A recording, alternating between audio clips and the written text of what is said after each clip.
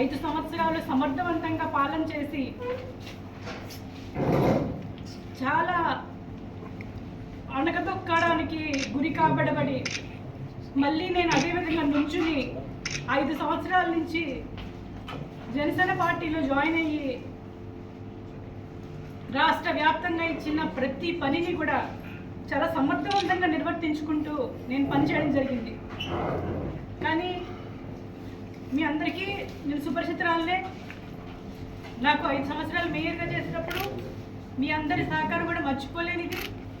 మీ అందరి సహకారంతో 5 సంవత్సరాలు చాలా పర్ఫెక్ట్గా 300 కోట్ల పైబడి అభివృద్ధితోటి కాకినాడలోని మేయర్ సరోజ అంటే ఒక గుర్తింపు తెచ్చుకున్న ఒక బీసీ మహిళని, ఒక సెట్టిపరిచే మహిళని. నేను రాజకీయంగా నాకు బ్యాక్ ఏమీ లేదు, నా వెనక రాజకీయంగా బలం లేదు, ఆర్థికంగా కూడా బలవంతురాలని కాదు.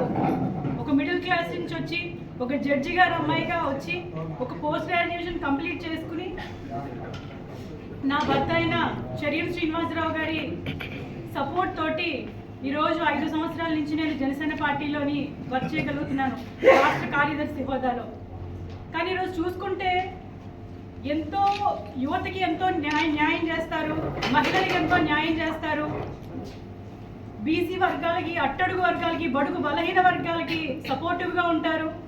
నాలాంటి నేను యువతలో 24 సంవత్సరాలకి మేయర్గా ఎన్నిక కాబడినప్పుడు నేను పడ్డ ఇబ్బందులు కానివ్వండి, నేను ఎదుర్కొన్న అవమానాలు కానివ్వండి, ఇవన్నిటిని కూడా అర్థం చేసుకునే పార్టీ జనసేన పార్టీ, సిద్ధాంతాలు గల పార్టీ అని నేను బలంగా నమ్మి నా భర్తతో పాటుగా నేను జనసేన పార్టీలో జాయిన్ అవ్వడం జరిగింది. 5 సంవత్సరాల నుంచి కూడా నేను చాలా ఇబ్బందులు పడుతూనే వచ్చాను. పవన్ కళ్యాణ్ గారు ఉన్నారు, మాకు ఎప్పుడు కూడా ఆయన అండగా ఉంటారు అన్న ధైర్యంతో నేను 5 సంవత్సరాలు కూడా వర్క్ చేశాను. నన్ను రకరకాల హోదాల్లో పెట్టారు. లోకల్ బాడీస్ కమిటీ ఎలక్షన్ మెంబర్గా పెట్టారు, అదేవిధంగా రాష్ట్ర కార్యదర్శిగా పెట్టారు. ఇవన్నింటినీ కూడా ఎంత ఇచ్చుకున్నప్పటికీ జనసేన పార్టీ ఏ రోజు కూడా ఒక మహిళ బీసీ సెట్టిబల్జ సామాజిక వర్గానికి చెందింది అని జనసేన పార్టీ ఏ రోజు బయటికి చెప్పుకోలేదు. ఏ రోజు కూడా ఒక మహిళ ఉంది మాకు, ఒక మేయర్గా చేసిన మహిళ. ఎందుకు నేను ఈరోజు చెప్తున్నానంటే ఆ విషయం జనసేన పార్టీలో మీ అందరికీ తెలుసు, ఎటువంటి వ్యక్తులు ఉన్నారో, ఎటువంటి పోస్టులు చేసిన వాళ్ళు ఉన్నారో కూడా మీకు తెలుసు.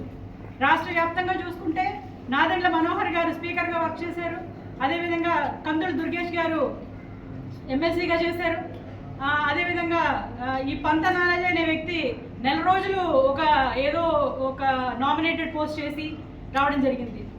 నాదెండ్ల మనోహర్ గారి తర్వాత క్యాబినెట్ హోదా చేసిన వ్యక్తిగా జనసేన పార్టీలో నేను ఒక్కదానే ఉన్నాను. ఈ ఒక్క మాటని జనసేన పార్టీ చెప్పుకోవడానికి కానీ, మా దగ్గర ఒక క్యాబినెట్ హోదా చేసిన మహిళ ఉంది అని చెప్పుకోవడానికి కానీ మరి ఎందుకు సిగ్గుపడిందో నాకు అయితే అర్థం కావట్లేదు. అయినప్పటికీ బాగుంటుంది, వచ్చే ఎలక్షన్లో మనకి మంచి జరుగుతుంది. పవన్ కళ్యాణ్ గారు ఖచ్చితంగా మహిళలకు పెద్దపీట వేస్తాము. ఎప్పుడైతే మోడీ గారు పార్లమెంట్లో 33% రిజర్వేషన్లు మహిళలకు ఇస్తామని చెప్పారో అప్పుడు ఆయన వెంటనే స్పందించి ఈ ఎలక్షన్కి మేము ఇస్తాము 33% రిజర్వేషన్లు అని చెప్పడము, శెట్టి ప్రజలకు మంచి స్థానం ఇస్తాను, కాపులుగా మేము పెద్దన్న పాత్ర వహించి బీసీలకు న్యాయం చేస్తాము, తూర్పు పశ్చిమ గోదావరిలో అత్యధికంగా ఉన్న శెట్టి ప్రజలకి న్యాయం చేస్తామని చెప్పి వారాహి యాత్ర వచ్చినప్పుడు కత్తిపూడి నుంచి భీమవరం వరకు మైకుల్లో ఊదరగొట్టుకుంటూ వచ్చిన వ్యక్తి పవన్ కళ్యాణ్ గారు. మరి ఈ రోజు మేము ఎవ్వరం కూడా ఎందుకు కనపడలేదు ఆయనకి, నాకు అర్థం కావట్లేదు. లాస్ట్ 2019 ఎలక్షన్లో పితాని బాలకృష్ణ గారికి శెట్టి ప్రజలకి పెద్దపీట వేస్తూ ఫస్ట్ టికెట్ అనౌన్స్ చేశారు. చాలా సంతోషపడ్డాం. ఆయన ఒక స్ట్రాటజీ కలిగిన వ్యక్తి, ఒక సిద్ధాంతాలు కలిగిన వ్యక్తి.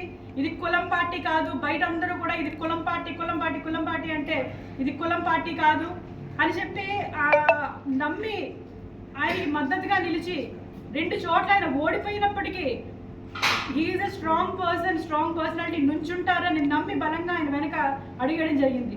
ఈరోజు చూసుకుంటే 21 సీట్లు తీసుకుని పార్టీ ఈ మతదానికి పొత్తుకెళ్ళడం ఎందుకో నాకు అర్థం కావట్లేదు. ఈ 21 సీట్లలో కూడా ఎంతమంది తెలుగుదేశం పార్టీ నుంచి వచ్చిన వాళ్ళు ఉన్నారో, వైసీపీ పార్టీ నుంచి రిజైన్ చేసి వచ్చిన వాళ్ళు ఉన్నారో మనందరం కూడా చూసుకుంటున్నాము.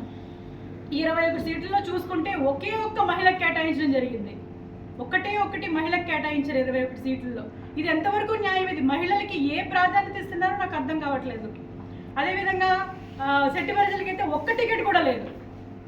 అంటే మేము ఎప్పుడు కూడా మాట్లాడితే పెద్ద మాకు యువత కావాలి, ఉడుకు రక్తం కావాలి, వీర మహిళలు కావాలి అని చెప్పుకునే వ్యక్తి చట్టసభలకు వెళ్ళడానికి మాత్రం యువత సరిపోదు, వీర మహిళలు సరిపోరు, ఉడుకు రక్తం అక్కర్లేదు ఆయనకి.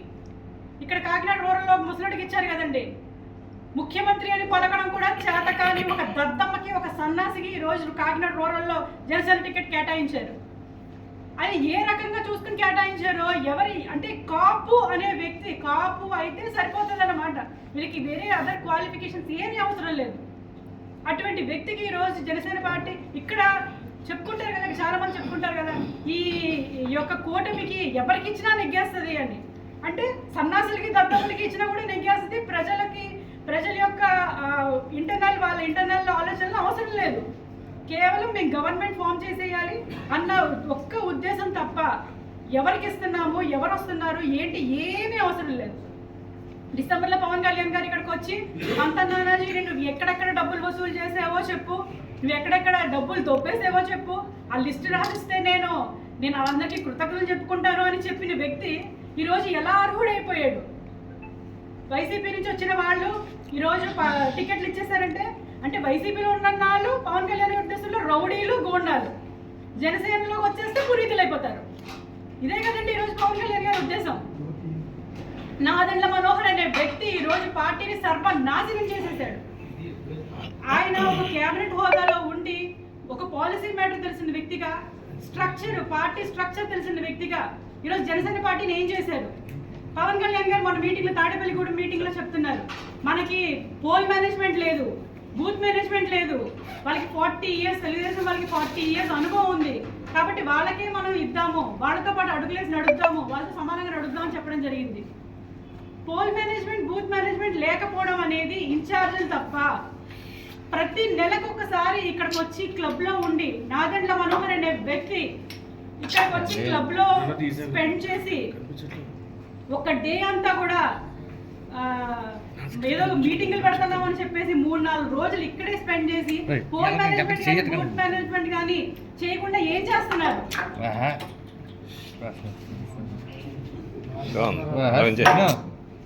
ఇది నేను పత్రికా ముఖంగా, మీడియా ముఖంగా జనసేన పార్టీని ప్రశ్నిస్తున్నాను. ప్రశ్నించమని మా నాయకుడే నేర్పాడు. ఆయన స్ఫూర్తితోనే పవన్ కళ్యాణ్ గారి స్ఫూర్తితోనే ఈరోజు నేను ధైర్యంగా మాట్లాడుతున్నాను, ప్రశ్నిస్తున్నాను. ఈరోజు జనసేన పార్టీ ఏం చేస్తుంది? పోల్ మేనేజ్మెంట్, బూత్ మేనేజ్మెంట్ లేక దశాబ్ద కాలంగా పార్టీలో ఉన్నారు కదా ఆయన, దశాబ్ద కాలం పార్టీని నడిపారు కదా ఆయన. ఇప్పటికీ కూడా పోల్ మేనేజ్మెంట్, బూత్ మేనేజ్మెంట్ లేదు అంటే ఎవరి వైఫల్యం కారణం ఇది? ఖచ్చితంగా పవన్ కళ్యాణ్ గారు, నాదెండ్ల మనోహర్ గారు కూడా ఇందులో దీని సమాధానం చెప్పి తీరాలి.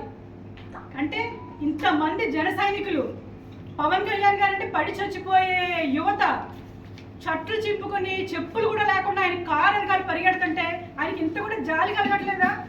వాళ్ళ భవిష్యత్తుని ఈరోజు సర్వనాశనం చేసేసారు. దశాబ్ద కాలం అంటే ఒక జనరేషన్ పోయింది. ఒక జనరేషన్ ఆయన వెనకాల తిప్పించుకుని మా నాయకుడు సీఎం అవుతాడు కలలు కానీ ఈ యువత ఈరోజు ఏమైపోవాలి? ఇప్పటికీ వన్ సైడెడ్గా మా నాయకుడు ఏదో చేస్తాడు, ఏదో ఉద్ధరిస్తాడు, ఈరోజు బీజేపీని, టీడీపీని కలిసి కూటమి ప్రభుత్వం ఏర్పడుతుంది, మాకేదో జరుగుతుంది, మాకేదో మంచి జరుగుతుందని కలలుగానే ఈ యువత ఈరోజు ఏమైపోతుంది? కలలుగాను అని స్టేజ్ల మీద ఊకదప్పుడు ఉపన్యాసాలు ఇవ్వడమే కానీ యువతని ఈరోజు అడ్డంగా గాలి వదిలేసిన పరిస్థితి, ఈరోజు వాళ్ళ భవిష్యత్తు నాశనం చేసిన పరిస్థితి ఈరోజు జనసేన పార్టీ చేస్తుంది. వీళ్ళన్నిటికీ చెలించి ఇంకా ఉండలేక, నాదెండ్ల మనోహర్ గారు చేసిన అకృత్యాలు చూడలేక, పవన్ కళ్యాణ్ గారు చుట్టూ ఉన్నటువంటి మనుషులు, హరిప్రసాద్ గారు, రాజకీయ కార్యదర్శి హరిప్రసాద్ గారు, అదేవిధంగా చక్రవర్తి, అదేవిధంగా కేకే, వీళ్ళందరూ మనుషుల్ని ఇలా దగ్గరికి రానివ్వరు. పవన్ కళ్యాణ్ గారి దగ్గరికి ఏదైనా చెప్దామన్నా, ఏదైనా చేద్దామన్నా సరే ఈరోజు పరిస్థితి లేదు. అక్కడ ఎంతసేపు ఒక క్వార్టరీ ఒకటి మెయింటైన్ చేస్తారు, ఒక కాపు క్వార్టరీ మెయింటైన్ చేస్తారు. ఆ క్వార్టరీ దాటి ఇంకొక సామాన్య మానవుడు ఎవ్వరు కూడా వెళ్ళలేని పరిస్థితి.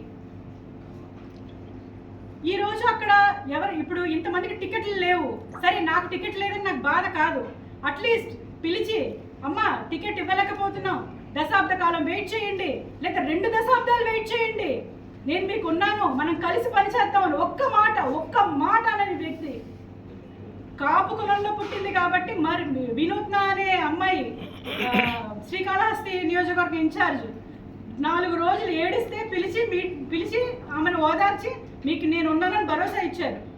నెల రోజుల నుంచి కన్నీటికి మున్నిటికి ఏకదాటిగా ఏడుస్తుంది. పితాని బాలకృష్ణ గారిని ఎందుకు పిలవలేదు ఇప్పుడు దాకా? సరోజాన్ని పిలవలేదు, ఓకే, పితాని బాలకృష్ణ ఎందుకు పిలవలేదు అంటే కేవలం బీసీ సామాజిక వర్గం, శెట్టిపల్లి సామాజిక వర్గం చెందిన వాళ్ళు కాబట్టే మమ్మల్ని ఇంత చిన్న చూపు చూస్తున్నారు. మహిళలకి అయితే జనసేన పార్టీలో ప్రాధాన్యత లేదు. మహిళలు కేవలం పని చేయడానికే పనికొస్తారు అంతే, వేరే ప్రాధాన్యత లేదు. నిన్న కూడా మహిళలతో మీటింగ్ పెట్టారండి పవన్ కళ్యాణ్ గారు. అక్కడ పిలిచి కూర్చోబెట్టారు. ఏంటి అంటే రాబోయే 2029 ఎలక్షన్లో మీకు 1/3 సీట్స్ వస్తాయి, అప్పుడు మీకు నేను ఇస్తాను అని చెప్తున్నారు. మరి జనసేన పార్టీకి 1/3 సీట్స్ వస్తాయా, మరి మిగతా అన్ని పార్టీలకు కూడా వస్తాయో నాకు అర్థం కాలేదు మరి ఆయన చెప్తుంటే. అక్కడ కూర్చోబెట్టి మీలో మీరు మాట్లాడుకోండి, మీలో మీకున్న సమస్యలు తేల్చుకుని ఒక నోట్ రాసి నాకు ఇవ్వండి, నేను దానికి రెస్పాండ్ అవుతాను అని చెప్తున్నారు అని చెప్పి అక్కడి నుంచి వెళ్ళిపోయారు. మహిళలు మాట్లాడుకుంటున్నారు. అంటే నేను నా పాత్ర ఏంటి, ఆ వేరే మహిళల్లో నా పాత్ర ఏంటో నాకు అర్థం కాలేదు. అక్కడ ఒక మేయర్గా చేసి అక్కడ ఉన్న రీజనల్ కోఆర్డినేటర్లు మిగతా వాళ్ళందరితో కూర్చోబెట్టి నా పాత్ర ఏంటో నాకు అక్కడ అవసరం అర్థం కాలేదు.